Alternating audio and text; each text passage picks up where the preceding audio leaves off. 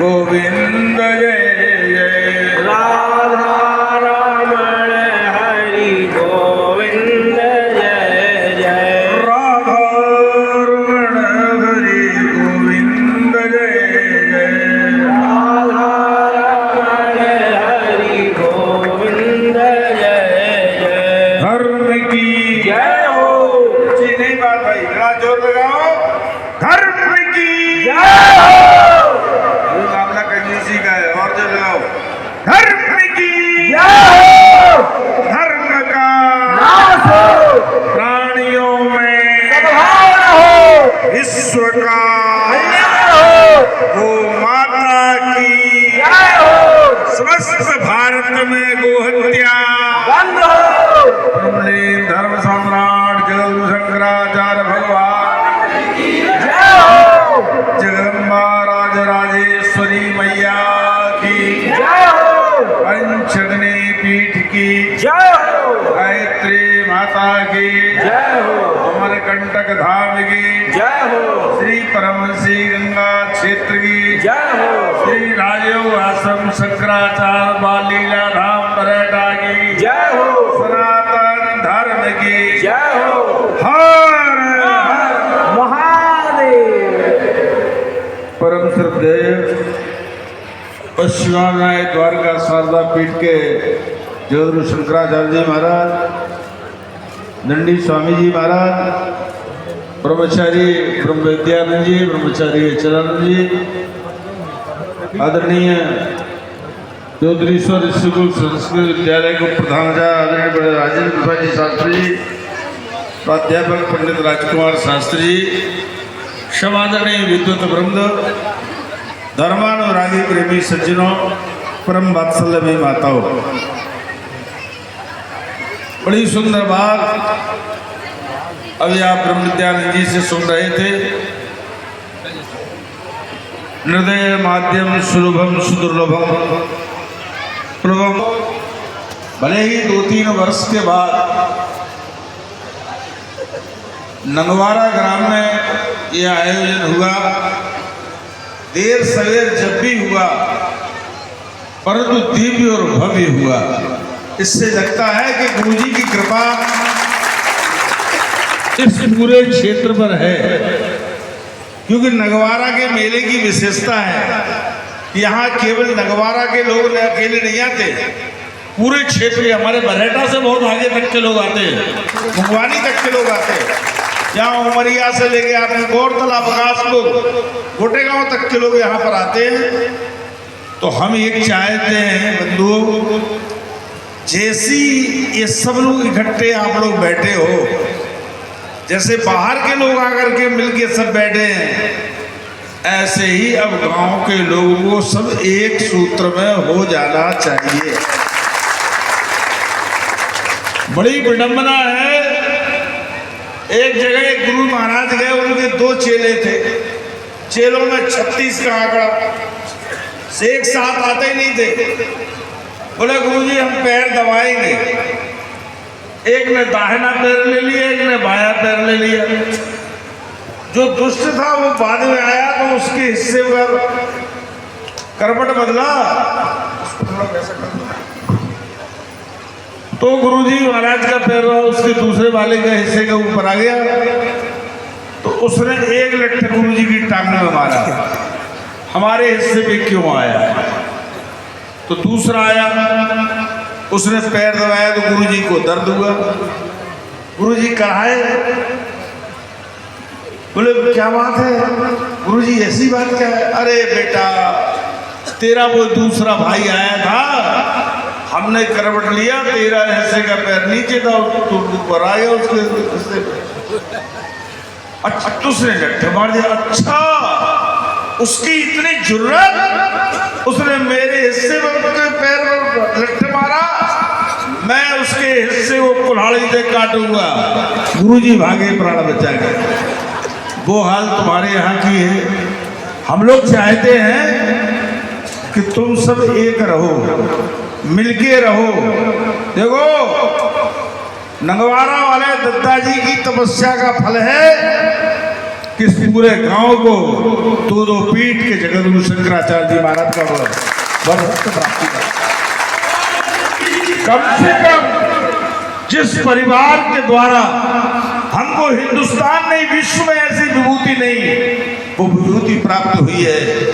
दत्ता जी एक बात कहते थे, विप्र सताए तीन गए राज धर्म और वंश, ना मानो तो देख लो रावण कौरव वंश। इसलिए कभी ब्राह्मणों का अनादर नहीं करना चाहिए, ब्राह्मणों का तिरस्कार नहीं करना चाहिए, ब्राह्मणों से आंट बना के नहीं रखना चाहिए। तो हम ये चाहते हैं सबको हिल मिल के रहना चाहिए। जो गड़बड़ी करते वो भी हमारे भी चेले हमारे पास भी हमारे पास आते, और जो आते तो हम उनको समझाते हैं कि देखो भाई सब हिल मिल के रहो।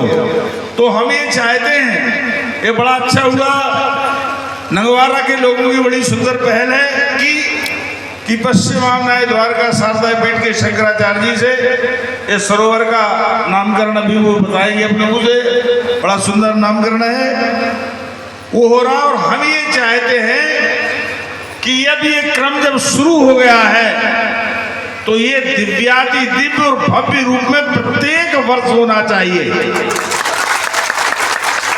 और ये कब हो ये हम आपको बताए दे रहे हैं, जबकि हम लोग भी उपलब्ध रहे और जगत गुरु जी भी उपलब्ध रहे।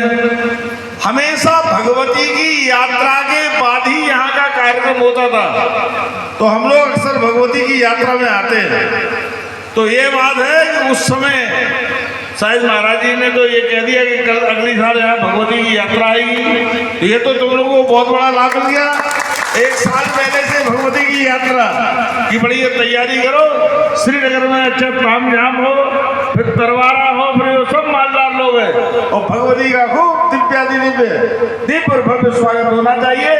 और जब भगवती पे महाराज जब तुम लोग फूलों की वर्षा करोगे तो जगदम्बा अन्न की अमुक और वर्षा करेंगी, खूब क्षेत्र धनधान्य से परिपूर्ण होगा। अब ज्यादा मैं कहते हुए प्रवचन की बात हो जाए। बोले वृंदावन हरि लाल की। हर मनुष्य के मन में एक जिज्ञासा उत्पन्न होती है, उसके मन में विचार उठता है मेरा कल्याण किस प्रकार होगा। यह संसार एक सागर है और संसार सागर से पार जाने के लिए परमात्मा ने हमें मानव शरीर रूपी सुदृढ़ नौका दी है। जैसे आपको बरसात में मान लो नदी आ रही है आपके सामने, श्रीनगर और नगवारा तरवारा के बीच में, उस पार जाना है तो नाव तो चाहिए, तो हम उस पार जाएंगे। ऐसे ही भवसागर से यदि पार जाना है तो परमात्मा ने बहुत सी शरीर बनाए। यह जीव 84 लाख योनियों में भटकता भटकता जब परिश्रांत हो जाता है तो वह कारण कर्ण करुणा पूर्णालय सर्वेश्वर सर्वशक्तिमान सच्चिदानंद घर परमात्मा इस जीव पर कृपा करके इसे मनुष्य शरीर दे देता है।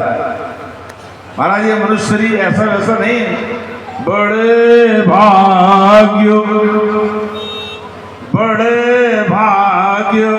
मनुष्य तनु पावा, शूर गुर नव सद ग्रंथ निगावा, साधन धाम मोक्ष करि द्वारा,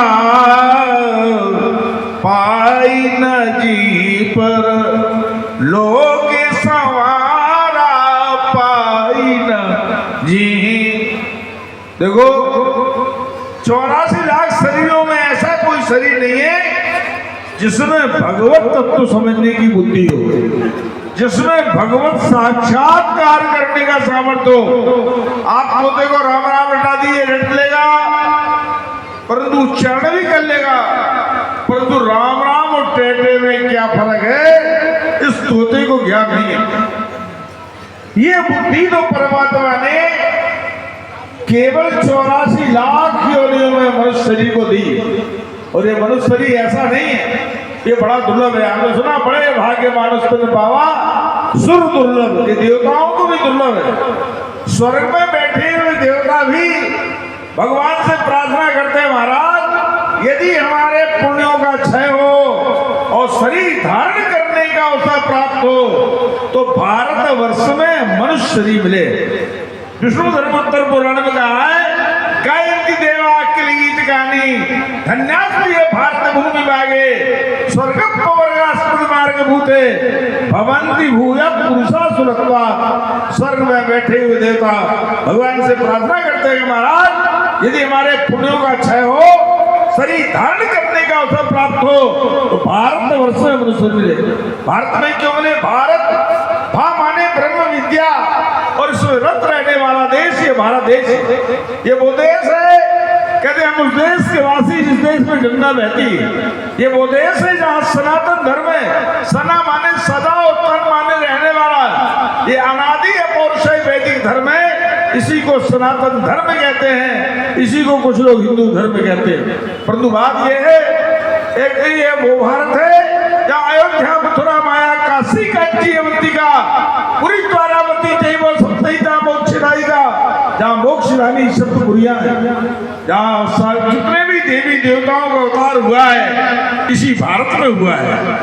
तो इस भारतवर्ष में मनुष्य शरीर प्राप्त करना ये अहेतु की कृपा है। एक बार सिकंदर बादशाह ने अपने गुरु अफलातून से कहा, हम भारत जा रहे। बोले भारत जा रहे तो गंगा जल ले आना, और कहा गीता की पोथी ले आना, और मिल जाए तो ज्ञानी गुरु ले आना।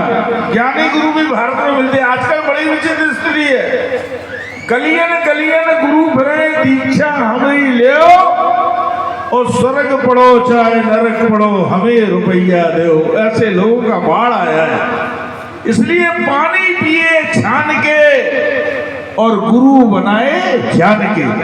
चाराने की हड्डी खरीदता व्यक्ति उसको भी ठोक बजा के देखता है।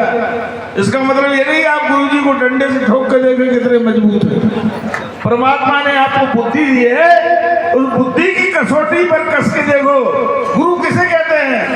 हुकारस्तु अंधकारस्यात् रुकारत्व निरोधका, जो हमारे अंधकारमय जीवन को ज्ञान में ज्योति में प्रकाश में परिवर्तित कर दे, उसे महाराज गुरु कहते हैं।